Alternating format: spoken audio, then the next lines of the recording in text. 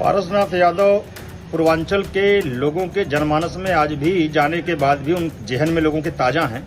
और सपा के संस्थापक सदस्य और समाजवादी पार्टी के पूर्व कैबिनेट मंत्री पारसनाथ यादव की मौत के बाद समाजवादी पार्टी जिले में कमजोर हुई है। स्वर्गीय पारसनाथ यादव को पूर्वांचल का मिनी मुलायम कहा जाता है। मुलायम सिंह के बेहद करीबी माने जाते थे पारसनाथ यादव।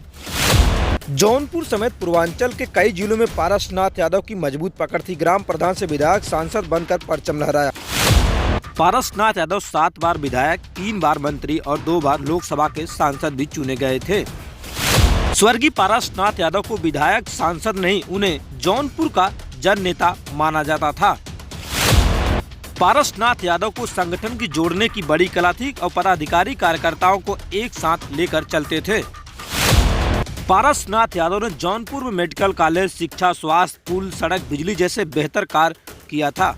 पूर्वांचल के मिनी मुलायम यानी स्वर्गीय पारसनाथ यादव को लेकर जौनपुर के वरिष्ठ पत्रकार डॉक्टर राजेश पांडे ने बड़ी बात कही। उन्होंने कहा कि सांसद, विधायक नहीं, वह जौनपुर के एक जन नेता के रूप में कार्य करते थे। पार्टी के कार्यकर्ता, पदाधिकारी संगठन को मजबूत करने में हमेशा समाजवादी पार्टी का साथ दिया। स्वर्गीय पारसनाथ यादव की मौत के बाद कहीं न कहीं जौनपुर समाजवादी पार्टी कहीं न कहीं कमजोर हुई, लेकिन एक बड़े नेता के रूप में माने जाते थे स्वर्गीय पारसनाथ यादव।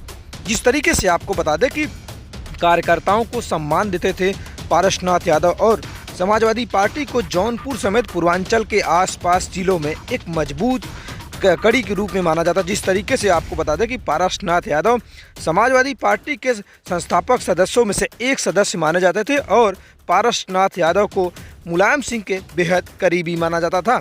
उनकी डगर पर अब जौनपुर के सपा विधायक लकी यादव भी चल चुके हैं। फिलहाल क्या कहते हैं, सुनते हैं जरा। पारसनाथ यादव पूर्वांचल के लोगों के जनमानस में आज भी जाने के बाद भी उन जहन में लोगों के ताजा हैं। और कई बार पूर्व के समय में अगर देखा जाए, उनका जो राजनीतिक इतिहास रहा है, हमारे जौनपुर जिले में लोकसभा का चुनाव उन्होंने लड़ा, जीता, लंबे समय तक विधायक रहे, सांसद रहे, मंत्री रहे। बाहुबली के नाते या कहा जाए एक जनप्रतिनिधि के नाते, जैसा भी उपमा दिया जाए, धनंजय सिंह के सामने भी उनका हुआ। धनंजय सिंह उनके सामने चुनाव लड़े, सामना हुआ, लेकिन मुकाबला जिस प्रकार से होना चाहिए उस मुकाबले में कहीं धनंजय टिक नहीं पाए। तो ये पारस की खूबी थी और उनका जो एक वर्चस्व था वो कोई तोड़ नहीं पाया।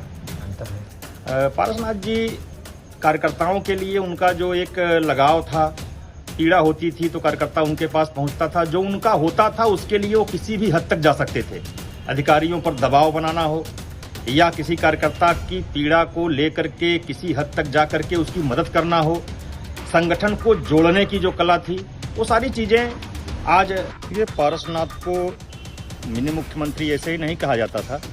और मुलायम सिंह का विश्वास हासिल करने के लिए उन्होंने जो त्याग और संघर्ष के साथ एक जन नेता की छवि बनाई थी, पूरे पूर्वांचल के नेता बनकर के जो है उभरे थे। पार्टी में जो उनका वर्चस्व था और जो उनके कार्य करने की शैली थी, कार्यकर्ताओं के प्रति जो उनका समर्पण था, जबकि पारसनाथ जी ने पार्टी को आगे बढ़ाने का एक बीड़ा उठाया था और अपने जिले में ही नहीं बल्कि आसपास के जिले में भी उनका जो प्रभाव था उसका पूरा प्रयोग वो पार्टी को स्टैंड करने के लिए करते थे और उसका लाभ जो है पार्टी को मिलता रहता था। वो जोड़ने की राजनीति करते थे पारसनाथ।